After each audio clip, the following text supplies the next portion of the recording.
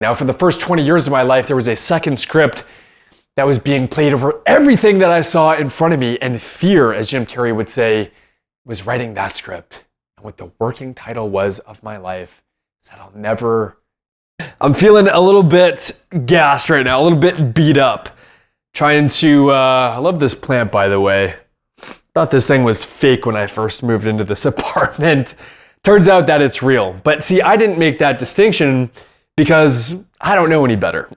And the rolling that I just did this morning, I didn't know any better, right? Because I don't know what I don't know. And so I want to talk about the mindset that I adopted going into this grappling, to this rolling session. And the fact that as we stride towards mastery, as we attain excellence in any area of life, what's going to happen is that the granularity and fine-tuned nature of the distinctions that you're able to make is going to become increasingly prevalent.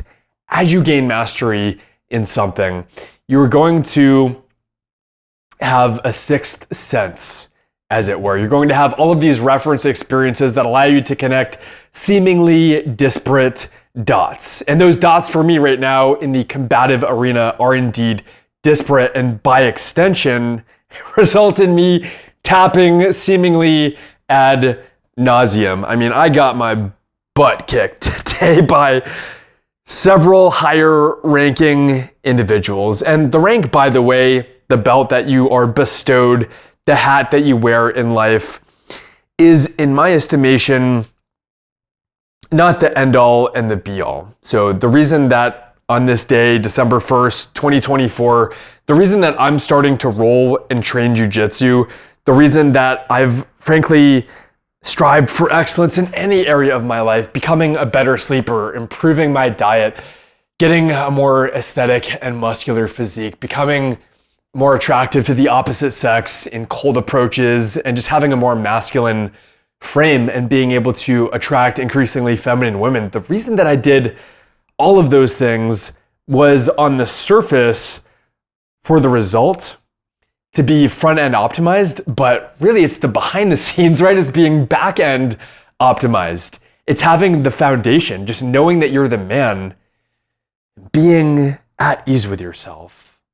So everything that I teach, everything that I've ever wanted in my life, all that I've ever wanted arguably was really just to feel good about myself when I'm with myself, just to be at ease, to have this inner tranquility, and to shut off the monkey mind and have this really still, inner, tranquil environment. And so as I'm rolling today, the mindset that I brought with me is a really powerful one. And I think this is one that you can parlay into seemingly every area of your life. And I'm really excited to talk about this because of the way that it so greatly contrasts with the mindset that Jason Jr.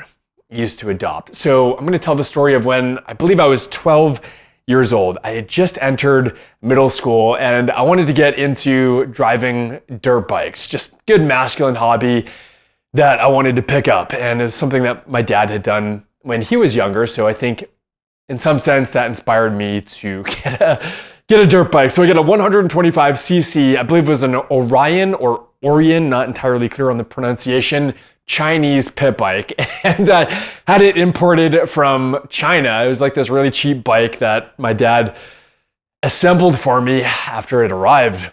And I can remember being in the backyard, being really, really overwhelmed by all of the different controls. I've got like, what's going on? Like the clutch on my left hand, I've got the throttle on my right. Do I twist it this way? Do I twist it this way? I've got like a front brake going on. I've got a rear brake for my right foot. I've got the clutch in my left hand, but I've got the shifter pedal for my left foot. There's just so much going on.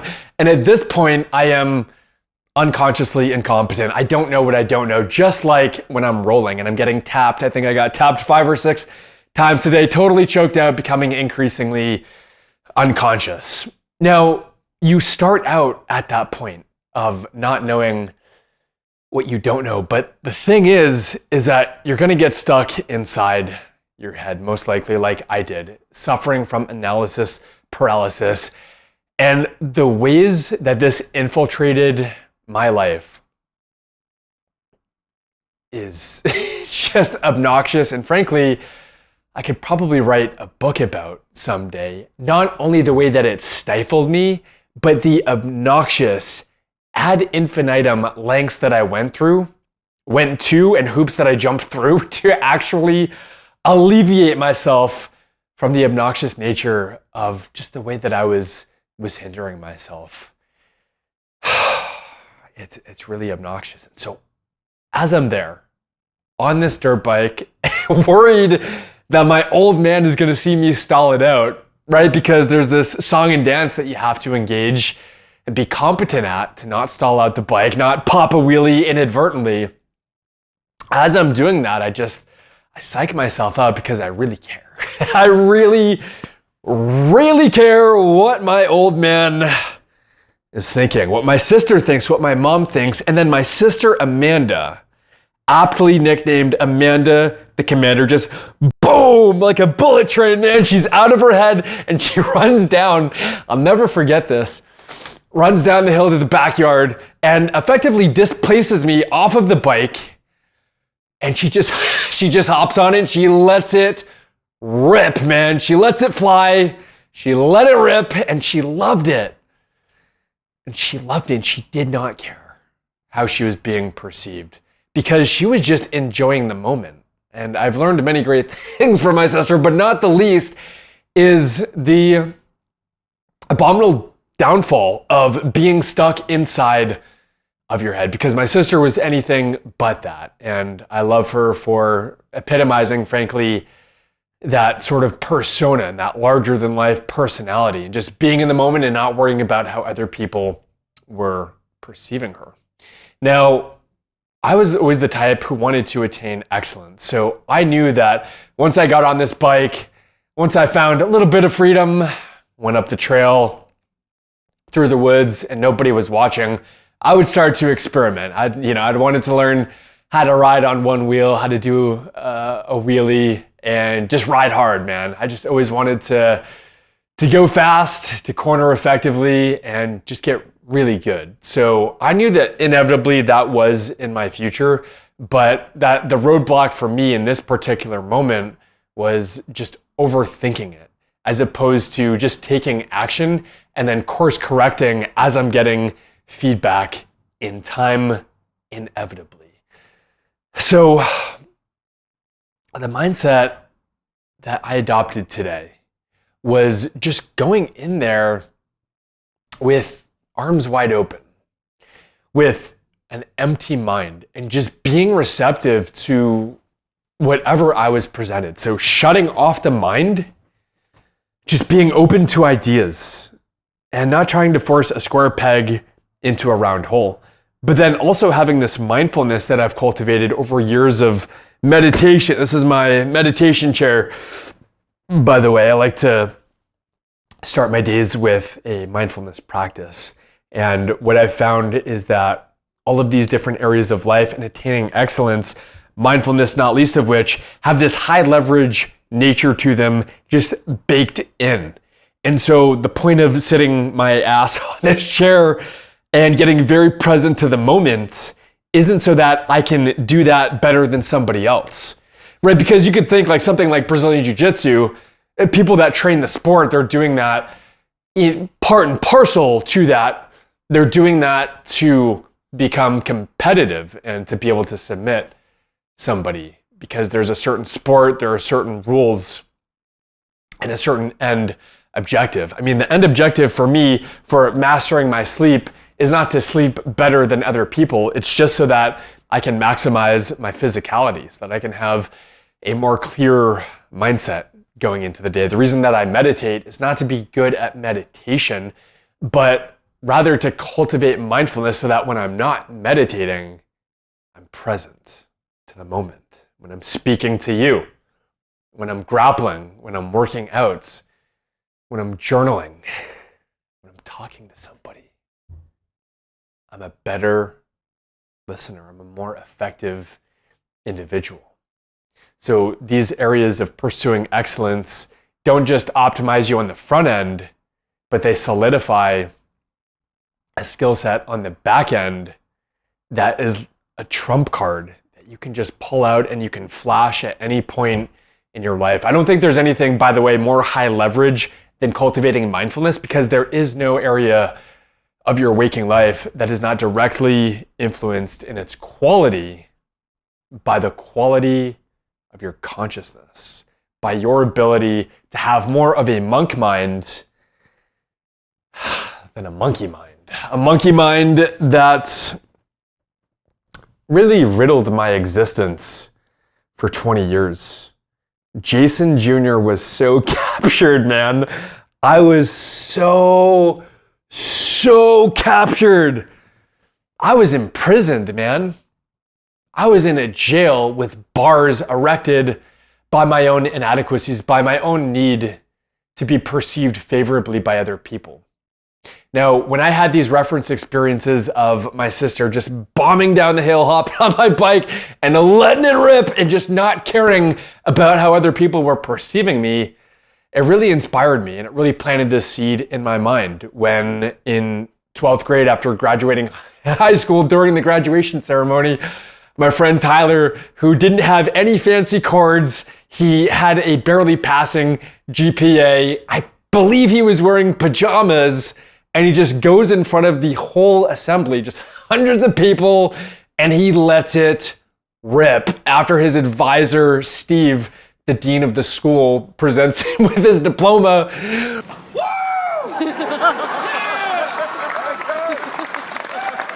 Woo! He lets it rip, man. He did not care. And these reference experiences, even just as a third-party observer, really inspired me. And so if nothing else, I hope for you, my wish for you is to find your flavor of that. To me, there's nothing more delicious. There's nothing more sweet than being present and owning the frame and realizing that nobody else can checkmate you into behaving a certain way. Now, obviously, I got checkmated ad infinitum during this rolling session. I had to tap out many times because I was getting submitted and into these rear naked chokes and a whole assortment of submissions that I just didn't know any better. But I was smiling the whole time. I was having a good time. I mean, it was serious, and during the rolls, I really enjoyed that. Just the camaraderie and the masculinity, man, it was awesome. Had a bloody good time. But I learned, I've intuited things that I'll carry forward with me to become a better grappler. But realizing that the mindset to become a better grappler is the same mindset to get better at anything in life. And so if you want to be a better partner, you want to be more effective in relationships, you want to be a better speaker, a better communicator, all of these underlying frames are going to behoove you. So having this white belt mentality, right? If we've done it right, we're going to tie a white belt. We're not going to think that we've found the treasure. We're not going to think that the treasure hunt is over, but rather we're going to take this map that we're utilizing to navigate the territory. We're just going to keep updating it. We're going to take a step forward in what we think is this direction. We think we're going northwest. And the map is going to give us a sense of where we're going to end up. But if we end up in a slightly different place, maybe like a few degrees west than the map projected we would, we're just going to modify the map. We're not going to question the truthful territory. That's going to be the first order phenomenon, and the map, the mental models that we have of it, is going to be secondary. But realizing that if we have the humility, if we have the open-mindedness, because we don't have a stranglehold, no pun intended, we don't have a stranglehold on the truth, then we have infinite malleability. We can jujitsu a little bit. We can move around. We can modify our approach to best deal with what we're presented. So yeah, just after day one, I'm already seeing these parallels to how to effectively deal with life. Now, what I like about jiu-jitsu is just the masculine camaraderie. A lot of really masculine fellas there, and it was a really good company to be amidst. But what I also like about it is that there are consequences, immediate consequences to when you fuck up, to when you do something that is ill-advised, something that is uncalibrated. Now, in a social context, if you're trying to get more effective with cold approaching, you're going to get some feedback, right, from women. Maybe it's a not so great look. it's a cold shoulder, and that will take time to effectively read that body language and to augment your EQ, emotional intelligence. But with Brazilian Jiu-Jitsu, it's pretty black and white.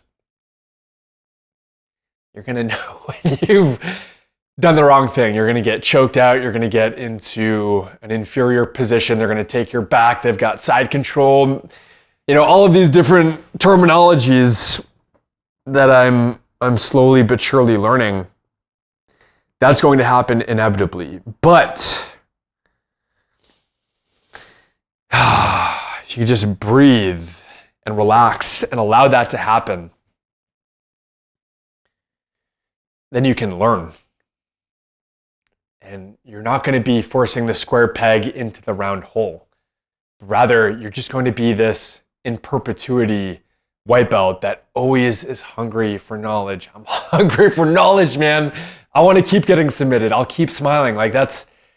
It's amazing. That's going to be the fastest way to learn, is to stall out the 125cc pit bike. But to realize that on that first day, the delta between that and wheeling at 60 miles per hour, which I later did a leader bike, 2002 Yamaha R1.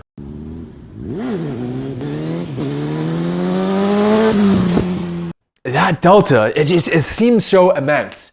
It seems like I'm never going to be enough. I'm never going to bridge that gap. And as I'm rolling today with black belt, who's not even, let's be honest, not even really trying, right? They're not doing a damn thing. It seems insurmountable. Seems like there's no way that you could bridge that gap. But if we could really internalize the concept of Kaizen, just increasing, not just in a business context, this Japanese philosophy of increasingly improved efficiency, but I apply Kaizen to myself. How can I become more efficient as an individual? How can you become more efficient as an individual? I was soaked in sweat. Throughout this roll, my shirt finally is dried here because I'm very inefficient and I don't know what I don't know. I am unconsciously incompetent. But over time, I'm going to become consciously incompetent, consciously competent at the highest level, unconsciously competent. And realizing that it took years to bridge the gap from stalling out a 125cc bike and having my sister displace me on it because I was too shy. I lacked the confidence. I wasn't at ease with myself, and I really, really cared. To being able to just rip wheelies and do some really fun stuff, just have fun with it and get out of my head. Now, over time though, you're going to get better at this.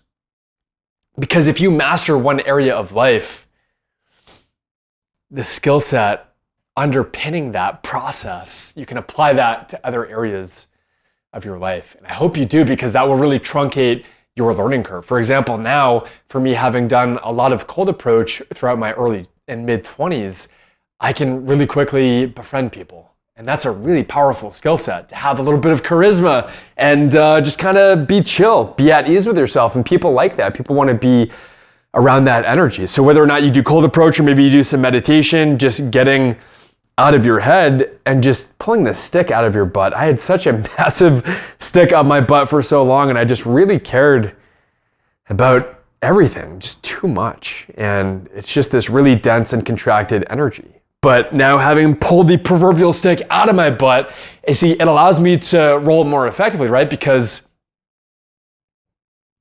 I'm there. I'm present to the moment. And people can feel that. And people want to help you too.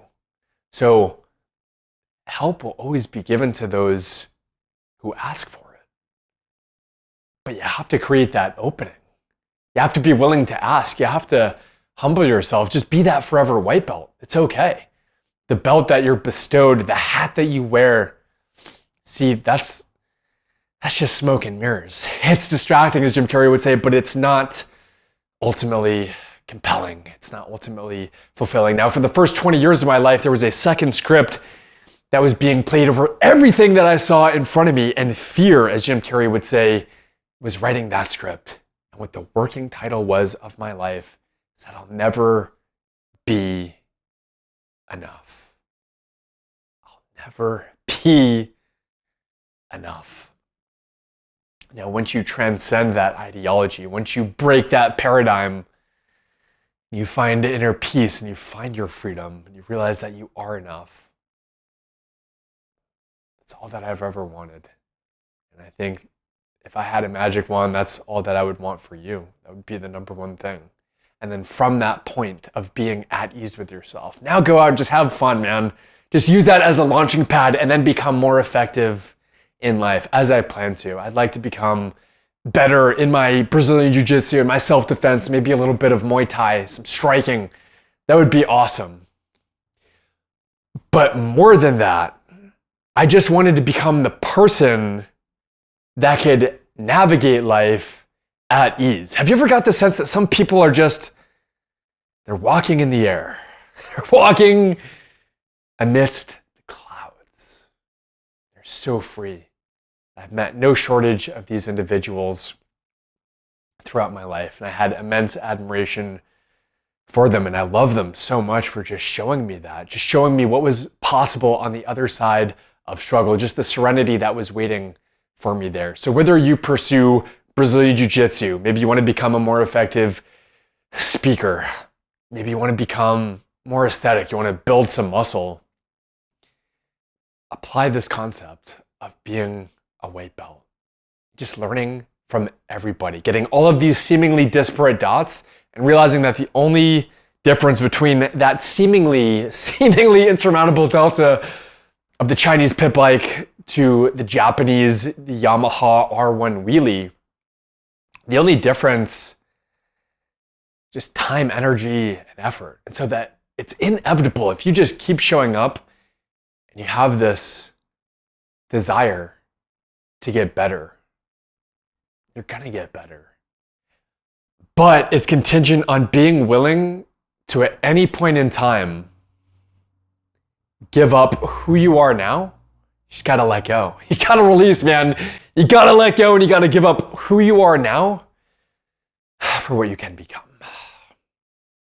I love you very much. Thanks for checking out today's video. I think I'm gonna be doing more of these riffs, again, just to improve my speaking and to give you some just really raw, off-the-cuff ideas and talk about things that I'm going through and different lessons that I've learned therefore. So if you like the video, drop me a like, subscribe, comment down below. And until next time, find your freedom. Peace.